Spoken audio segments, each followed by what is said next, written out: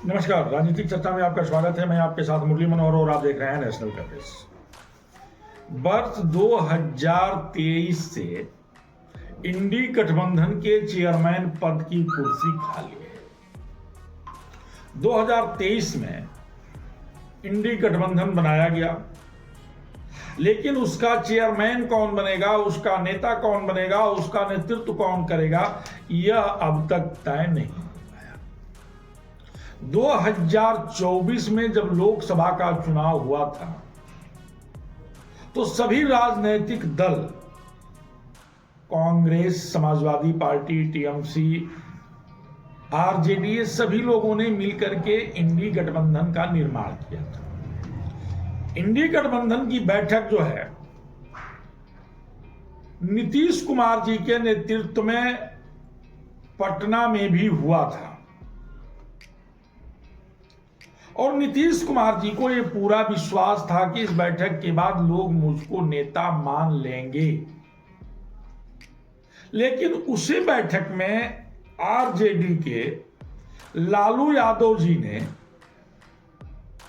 संकेतों में यह कहा कि राहुल जी आप दूल्हा बनिए और हम लोग आपके साथ हैं, हम लोग बाराती चलेंगे। यह बात नीतीश कुमार को नागवार लगी। नीतीश कुमार इंडी गठबंधन छोड़ करके एनडीए में शामिल हो गए।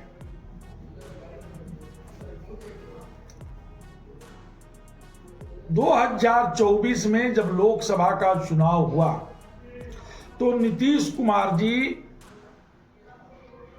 विशेष करके भारतीय जनता पार्टी के द्वारा बनाया गया जो एनडीए गठबंधन था उसमें रह करके चुनाव लड़ा और इंडी गठबंधन का एक घटक दल निकल गया। लेकिन उसके बाद भी यह जगह जो है रिक्त रह गया, किसी को चेयरमैन नहीं बनाया गया। ये सही है कि 2024 में कांग्रेस का प्रदर्शन बहुत ही बेहतर रहा। बेहतर मैं इस मायने से कह रहा हूं कि भारतीय जनता पार्टी को पूर्ण बहुमत से सरकार बनाने में कांग्रेस कहीं न कहीं रोकने में कामयाब हो गई और इंडी गठबंधन के सहयोगी साथियों के साथ केंद्र में सरकार चल रही है। 240 सीटों पर कांग्रेस ने ला करके उनको समेट दिया। लगा कि कांग्रेस मजबूत स्थिति में उभर करके सामने आ रही है और एक बार इंडी गठबंधन का चेयरमैन राहुल गांधी बनाए या सभी राजनीतिक दल उनको अपना नेता मान सकते हैं। नेता मान मनोबल को लेकर के खींचातानी अब बढ़ गया है।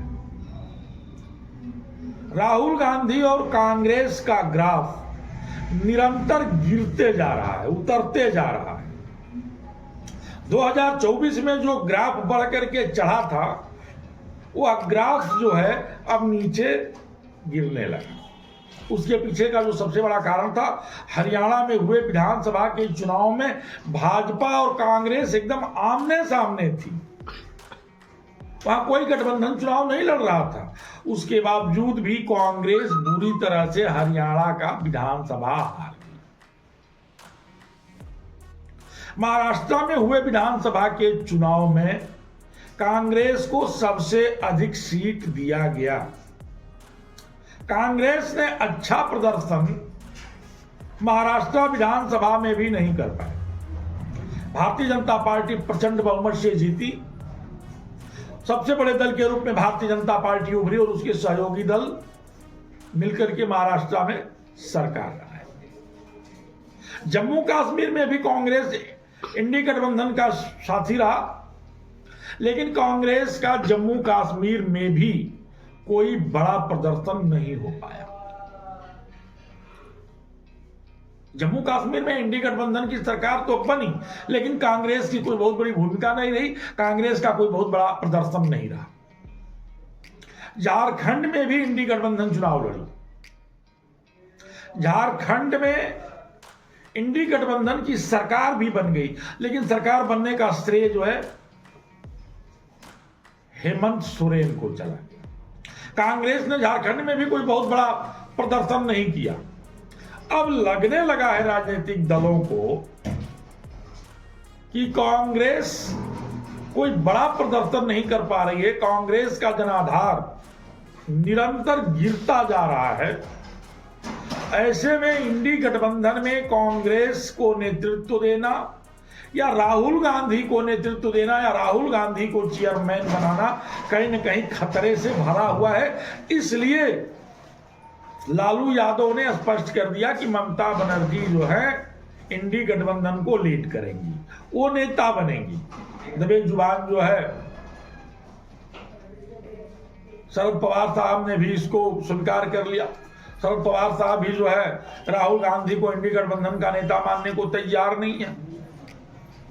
उद्धव ठाकरे भी आगे पीछे में लगे हुए हैं, वो भी जो है कांग्रेस नेतृत्व को मानने को तैयार नहीं है। यानी सब कुछ ले करके कांग्रेस को बाहर का रास्ता दिखाने की तैयारी में लोग लगे हुए हैं और नए चेयरमैन की तलाश है। और नया चेयरमैन के रूप में ममता बनर्जी को सामने लाया जा रहा है।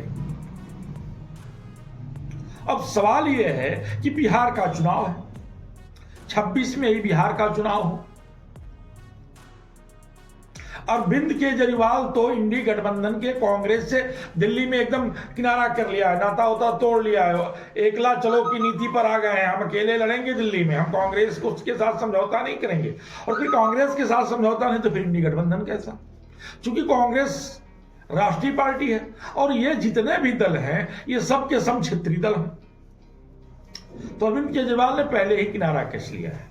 बिहार में चुनाव होना है, पश्चिमी बंगाल में चुनाव होना है और 27 में उत्तर प्रदेश में चुनाव होना है। मुझे लगता है, या अगर हम राजनीतिक पंडितों से भी बातचीत किए थे इस बिंदु पर, तो अखिलेश यादव ने तो राहुल यादव से पहले ही किनारा कस लिया।